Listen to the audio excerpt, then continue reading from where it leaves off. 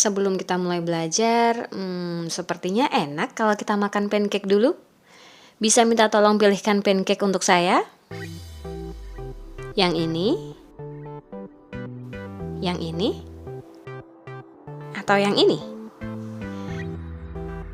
Kamu yang sudah pernah melihat pancake pasti bisa memilih dengan mudah yang mana pancake dari 3 gambar tadi. Tapi kamu yang belum tahu, pasti kamu bingung ya? Oke, kalau begitu saya sebutkan ciri-cirinya. Pancake itu adalah makanan yang bentuknya bulat dan pipih. Masih kesulitan? Ternyata dari bentuknya hampir sama semua ya. Lalu bagaimana agar kamu bisa membedakan ketiga makanan itu? Wah, sepertinya saya perlu belajar teks deskripsi supaya lebih mudah menggambarkan sesuatu kepada orang lain. Yuk kita belajar bersama. Menurut Kamus Besar Bahasa Indonesia, teks deskripsi ialah pemaparan atau penggambaran dengan kata-kata secara jelas dan terperinci.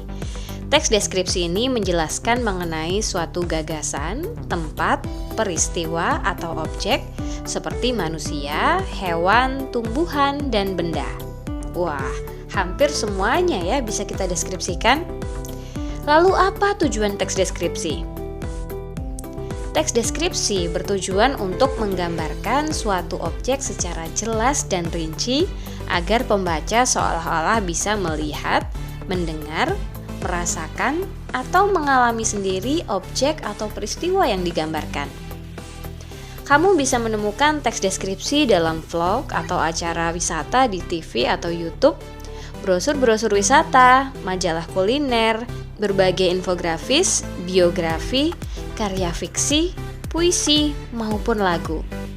Bahkan dalam percakapan sehari-hari, kita juga sering loh mendeskripsikan sesuatu. Ketika ada orang yang bertanya jalan misalnya, atau ketika bertanya rasa makanan yang belum pernah kita makan. Ada beberapa jenis teks deskripsi. Yang pertama adalah teks deskripsi objektif. Teks deskripsi objektif adalah teks yang berisi gambaran sesuatu secara objektif atau apa adanya. Penulis tidak menambahkan opini atau pendapat pribadi di dalamnya. Yang kedua adalah teks deskripsi subjektif. Teks deskripsi subjektif merupakan teks yang berisi gambaran sesuatu sesuai dengan apa yang dilihat dan dirasakan penulis. Penulis sangat boleh memberikan pendapat atau opini pribadinya dalam menjelaskan sesuatu. Dan yang ketiga adalah teks deskripsi spasial. Teks deskripsi spasial merupakan teks yang dibuat berdasarkan ruang dan waktu. Teks ini bisa menjelaskan suatu ruangan, benda, atau tempat dari berbagai penjuru, baik dari luar, dalam, atas, bawah, dengan detil dan spesifik. Sekarang, ayo kita pelajari ciri-ciri teks deskripsi.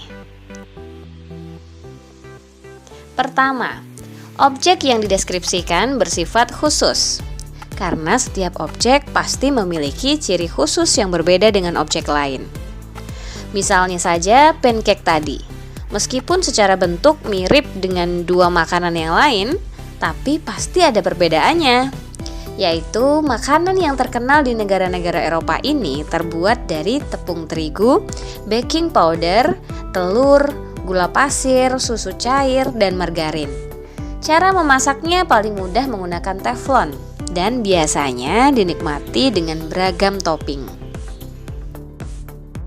Kedua, karena objek khusus ini mungkin saja memiliki beberapa persamaan dengan objek lain, jadi kita harus menggambarkan objek tersebut serinci mungkin. Misalnya saja serabi, makanan khas dari Jawa Barat yang terbuat dari tepung terigu dan telur. Cara membuatnya masih secara tradisional, yaitu dengan menuangkan ke dalam wajan kecil yang terbuat dari tanah liat. Atau selanjutnya, makanan khas Betawi, yaitu kue cucur, terbuat dari tepung terigu dan gula merah. Tepiannya bertekstur kering. Cara membuatnya adalah digoreng dengan minyak menggunakan wajan.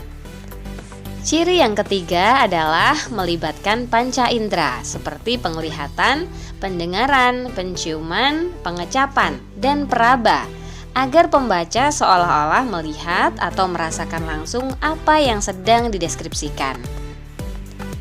Perpaduan rasa manis dan gurih pancake sangat nikmat disantap kapan saja. Teksturnya yang lembut dan rasanya yang legit sangat memanjakan lidah. Apalagi toppingnya bisa kita sesuaikan dengan selera. Bisa disiram coklat, madu, lelehan mentega, atau mungkin saus pasta. Bagaimana? Sudah terbayang enaknya?